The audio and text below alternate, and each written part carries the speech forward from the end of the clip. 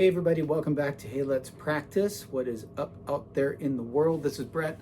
I'm helping you practice your way through the Hal Leonard guitar method. If you're enjoying the videos, if you like what we're doing here on the channel, do me a favor, drop a like, subscribe to the channel, let your friends know what we're doing. Leave a comment, let me know how you're doing. Let me know what's going on. So we are on page 33 and we are doing number 71, Snake Charmer. Now the nice thing, one of the reasons why I like the Hal Leonard guitar method is that it's very well graded in the sense that everything that you play is just a tiny bit harder than the thing before it. A good method does a really good job of that. And this method does a great job of that. But even the best methods have occasions where things are quite a bit tougher than the thing before. Snake Charmer is one of those tunes. This is way harder than Frere Jacques or Sea Chanty or any tune you've played before, just because we're moving notes so often, and with the addition of eighth notes, this gets significantly more difficult. So I will not be surprised if you take a good week or 2 weeks or 3 weeks even to really get used to this tune so that you can play it along with the backing track. We are going to go so slow, you're going to wonder why I'm going this slow, but I have my reasons and I will explain them in a second. So let's take a look at the tune. First of all, we're playing eighth notes. Eighth notes are 2 notes per beat, and a single eighth note is a half a beat. Let's remember that every time you go down a note value rhythmically, you cut the value in half.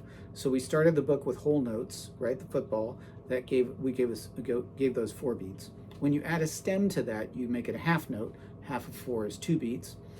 When you fill in the stem, you make half of that, which is a quarter note, 1 beat.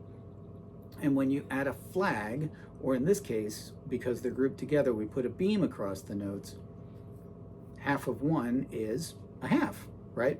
So there are 2 notes per beat. So we're starting with eighth notes. First time we've done that so far. We're also starting, let's see if you can guess what beat we're starting on, because we have a pickup. Now before, if we've had 2 notes per pickup, 2 notes in the pickup, they were both quarter notes, which would mean that we would start on beat, think about it for a second, beat 3, right? But now we have 2 notes in the pickup, but those 2 notes are 1 beat. So that's going to make a pickup on beat 4. And notice that, sorry, I was about to say something wrong. I was going to say there are only 3 beats in the last measure. I lied. There are 4 beats in the last measure. Because if you remember from when we learned about pickups, the rule is that you make up for the pickup in the last measure.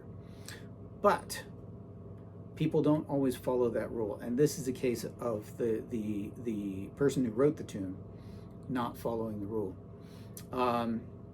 And you might ask yourself, what is the punishment? What is the punishment for disobeying this rule?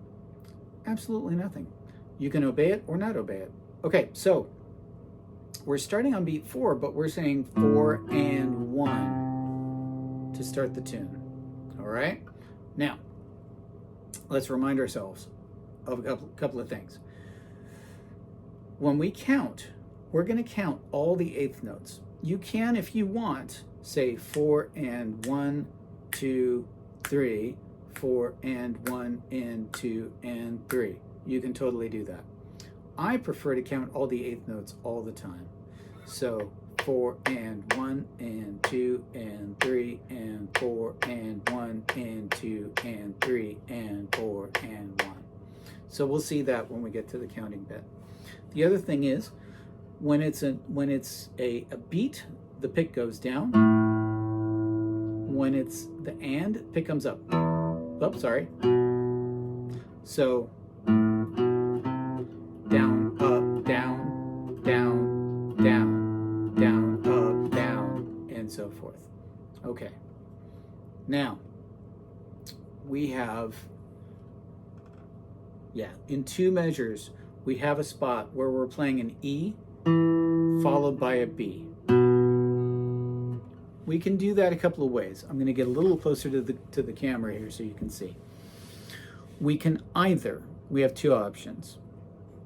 I can say C, B, 3rd finger. That's a little complicated, but we can do that. What I usually do is this, and I flatten my finger.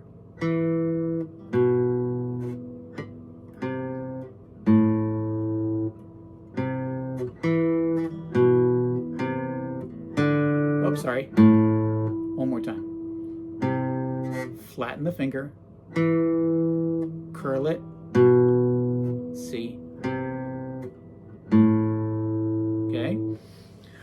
Now, there are other ways to do it too, but those are the 2 kind of most common, and the flattened finger thing is really the most common.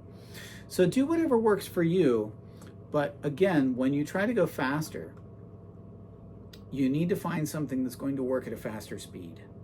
So you could even do 1st finger. You can even do that, right? So find a way that works for you. I'm going to do the flat finger thing, and you can join me if you'd like. Okay, so let's do our thing where we say the notes, and then we're going to say the notes while we play them, and then we're going to say the counts while we play the notes. And again, I'm going to subdivide everything. You do what you want. Okay, let's say the notes. Super, super slow because we have a lot of notes in this tune. Start on beat 4. 1 and 2 and 3. A, B, C, B, A, B, C, E, B, C, A. Slow down.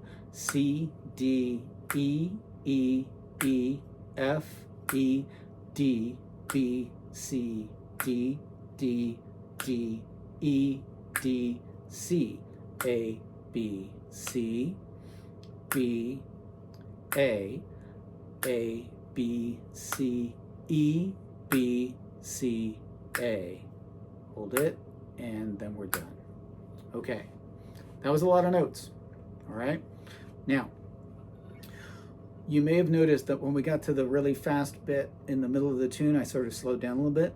There's nothing wrong with that. There's nothing wrong with it. Play it as slowly as you need to until you get used to it, and you can speed it up and eventually play it along with the backing track. This one's a real challenge. Just do the best you can.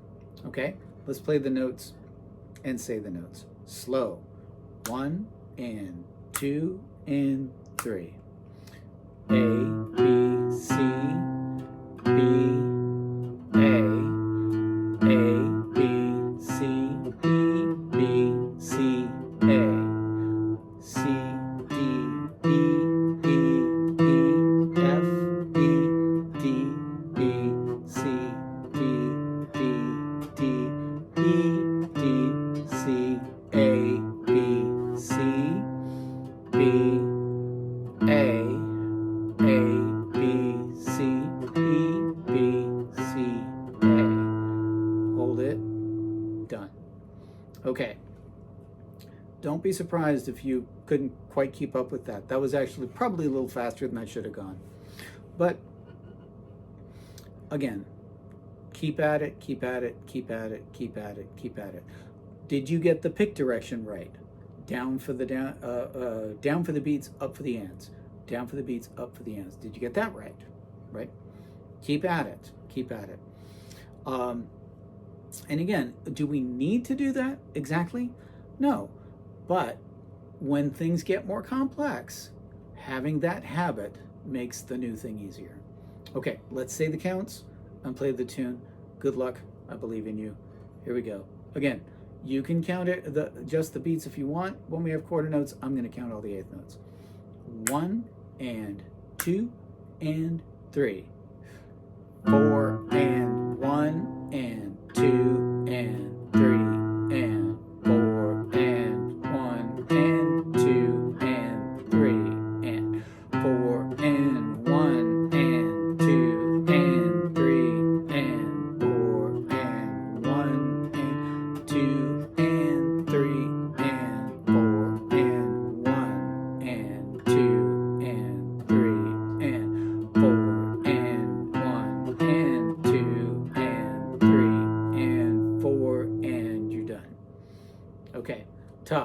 Very tough. Take your time, get it right. Now, when you try to play this with the backing track, good luck. Goes by pretty quick. So again, take your time. Take a week with this. Take a week with this. Take 2 weeks with this. You will know you're ready to move on when you pick up the guitar, play this tune, and think, oh, that's actually pretty easy. Right? It's not, but when you start thinking it is, awesome. Good for you. Okay, I think that's it for this video.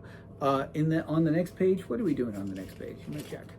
Oh, the Star Speckled Banana. Fantastic. All right, we're going to learn a nice long song in the next video. All right, good luck. Have fun. I'll see you in the next one. All right, bye-bye, folks.